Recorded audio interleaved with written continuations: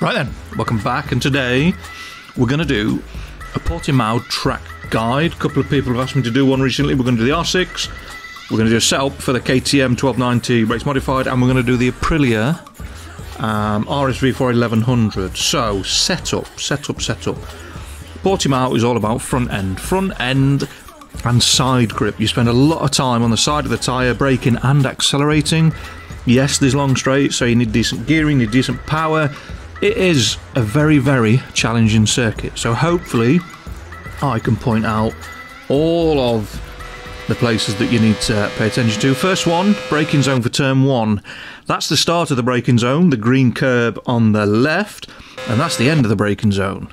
The end of the little bit of green curb on the left. Before you get the AstroTurf, get on the brakes, you'll get the back wheel in the air. Your turning point is the white line just at the bottom of the dip, and you want to take turn 1 and turn 2 as one continuous turn, and then your next braking zone is a little bit before the second white line on the left hand side, and this is a hairpin into turn 3, so you want to stay nice and tight to that curb, pull it back across to the right, and you want to be going left before you get to the little patch of AstroTurf just there before the bridge. Now watch for the bumps on the apex. There's a lot of bumps, it can fire you off. Try not to go too narrow, nice and wide approach on the right hand side, apex on the left, up the hill, stay on the right hand side of the track, over the brow of the hill. That's the start of the braking zone there, the curb, and the end of the braking zone. Again, we're looking at the green curb on, well, green curb, the green markings just to the far side of the AstroTurf. There's a little white line as well, so if you're on a slower bike, again, just adjust your braking point as needs be. Turning point for the blind left-hander over the hill is the little patch of green curb or AstroTurf there. So through turn 6, stay on the left-hand side, and your braking point for turn 7 is the change of tarmac. Now this is bumpy, and I'm a little early on the brakes here, so we run a little bit narrow. You can see the bumps trying to upset the bike. Braking point for the next turn, the uphill hairpin, is the white line on the left. And again, through turn 8, Samsung corner, stay nice and tight to the curb. I was a bit wide there. And then push forward on that stick. Change gear as you go over the second crest. And your turning point is the white line just to the far side of the AstroTurf there on the right-hand side. And again, you want to stay nice and tight up over the brow of the hill, through the Craig Jones corner. And there's your braking markers, the white line and the marshal's post on the left-hand side. Now, I've gone tight. You can go wide. I run wide on the KTM, we'll show you that.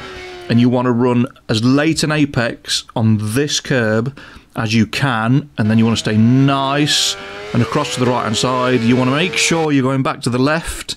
I think this is turn 11 next. That little patch of green curb or AstroTurf through turn 11, watch for the bumps on the inside, and the end of the alternate course layout or access road, whatever we're calling it, that's your braking zone. Again, I was just a tiny little bit too late, maybe it's a metre or two, but late apex, sort of. And then the same bit of road / access road, service road, tarmac on the left, that's your braking zone for turn 13. Now this is downhill and it goes on forever and ever and ever.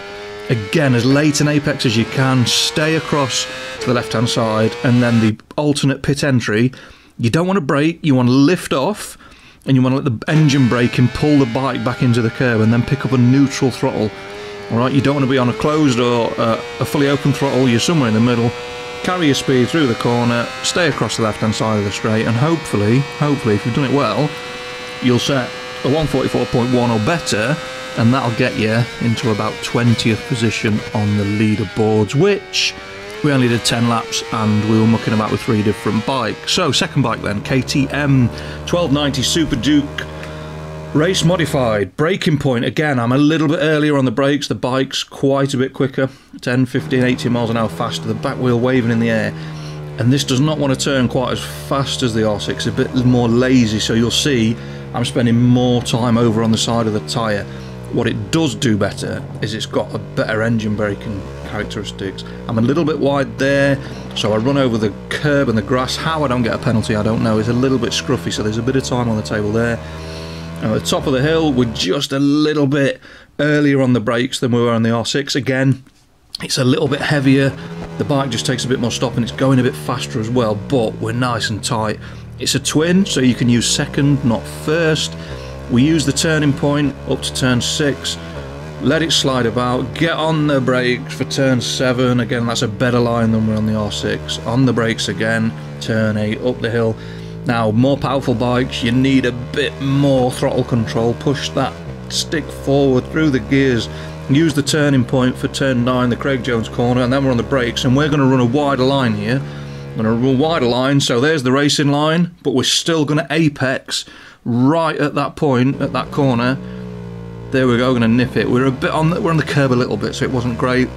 Use the green curb to turn in again, watch the bumps, get on the brakes, nice and tight into the corner this time. The braking for that was perfection.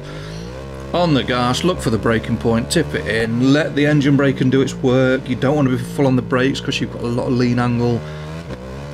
Control the throttle again over the bumps, look for the pit lane entry left, lift off, look at the throttle in the bottom corner, it's a neutral throttle, it's not fully open, it's not closed, and as we get further through the corner we open it until we're flat out down the straight. Don't run over that curb on the left hand side, it will spit you off and you will not enjoy it. Across the line, and we did a 143.2, so about a second quicker than the R6, which would have put 17th, so pretty consistent. And then last but not least, the monster, the Aprilia RSV4 1100 Endurance modified version. And this thing has got more power, more lean angle, better brakes, you name it, it's got it. The difference in performance, even over the KTM, and this shouldn't be a massive step up, but there is an absolute, completely different kettle of fish, this thing. The braking points are all a little bit earlier, it's much more stable, the centre of gravity is lower, you can just feel it, you can see the back wheel on the brakes trying to pick itself up. We're in first, we've got much longer gearing because we've got much more power, the bike's got much more performance, and you'll just see it's just a faster bit of kit. It's a little bit unstable, I quite like the bike set up that way. The KTM and the R6, you were almost using everything the engine had got to extract the performance, whereas this, it's almost got too much performance all of the time. So the setup will be a little bit stiffer, a little bit harder. Up through turn 10, again, look at that's an absolutely beautiful line. That was absolutely awesome. Cross to the left for turn 11, look for the braking point on the right, get on the brakes, all the way down to first again, use the engine braking. Engine braking 1 on the Aprilia, I'll flash all the engine braking setups at the end, along with the bike setups. And again, just management of throttle through these corners, over the bumps. You don't need to be at full gas to be making progress. Balance the throttle, make sure it's driving forward but not sliding sideways. A little bit wide, that's a symptom of the back tyre not being quite warm enough, but we're only in 6 laps, so there's room for manoeuvre in the setups, absolutely there is. You can tweak them, twonk them and do what you need to do, and it's only a rough guide. The braking points are where you need to be thinking about braking, not the exact point. We did a 142.4, again 0.8 of a second quicker than the KTM, and that would have put us 15th. So pretty consistent across all 3 bikes, and there are the setups. I hope that helps. If you would like any other tracks doing, any other bikes, whatever, just give me a shout, let me know in the comments, and give me a couple of days and I'll get them done. Thanks for watching. Don't forget to leave me a like, comment and subscribe if you've enjoyed it, and fingers crossed I will see you next time. Take care, stay safe, peace.